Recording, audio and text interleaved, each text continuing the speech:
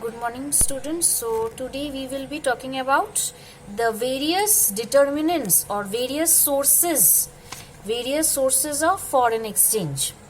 Okay, so under the flexible exchange rate system, flexible exchange rate was determined by demand and supply, market forces of demand and supply. So this exchange rate, this R is equal to function of, within brackets, demand comma supply. So flexible exchange rate is a function of demand and supply. This is the main thing. Okay, so now we will talk about the sources of the foreign exchange. So what are the various sources, okay, from where we need, or we can say what are the various situations which help in arising the demand for foreign exchange. So we can say the sources or the situations which arise the demand for foreign exchange. Okay, so now the very first is imports. When we import commodities from other countries, we have to pay them in foreign currency. So so a demand is generated for foreign currency. Okay, next is tourism. Many people nowadays go to foreign countries just for a trip and all, okay, like they go for a Europe trip and all these. So whenever the people go as tourists to the foreign countries, they need foreign currency so that they can go there and because they have to use it there. They can't use Indian currency in the foreign countries. So they need foreign currency so that they can use it there.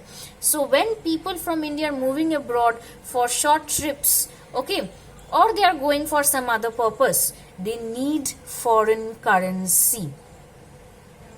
So for tourism purpose also, foreign currency is needed. Next factor is remittances. I earlier said remittances of foreign workers are working in India. Remittance means when people work abroad, then they send money to their families in the native country, that is remittances. So remittances of foreigners working in India.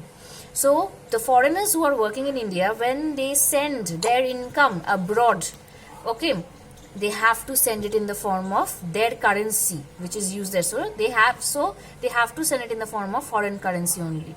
So again there is a demand generated for foreign currency when they send their income to their native land, to abroad.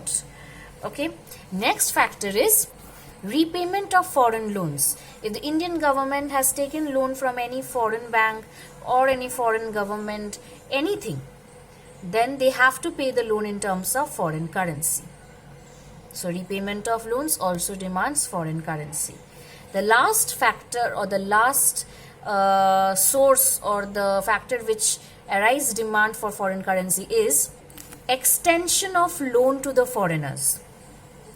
When sometimes we support foreign countries due to any calamity, any problem that may arise in their country, we may help them.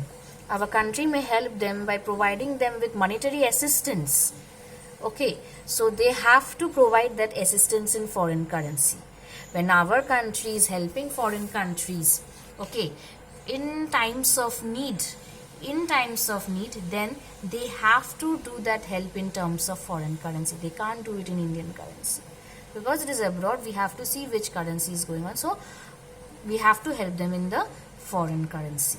So what are the factors or the sources or the determinants of demand for foreign exchange? Number 1 is import of goods, number 2 is tourism, number 3 is remittances by foreigners working in India, 4 is repayment of loans, and the last is extension of loans to the foreigners. Okay, now what is the relationship? So these are the various situations which raise the demand for foreign currency. Okay, now what is the relationship between the price of foreign exchange and demand for foreign exchange? Till now these factors that we studied are the factors affecting the demand for foreign exchange, the factors affecting demand for foreign exchange or foreign currency. What is the relationship between, now we will study what is this relationship between demand for foreign currency and the price of the foreign currency. Like just we studied in demand chapter in class 11, price of the commodity and demand of the commodity. Here we will study the relationship, the same thing, relationship between price of the foreign exchange and the demand for foreign exchange. So here also I will be showing you a diagram. Here also the relationship is inverse, negative relationship. Here also the relationship is negative. That means there is an inverse relationship between the price of the commodity, price of the foreign currency and the demand for the foreign currency. How? Suppose if the price of the foreign currency, suppose you can say, if the price of the foreign currency has increased, means the exchange rate has gone up. Okay, so then what will happen? What will happen then?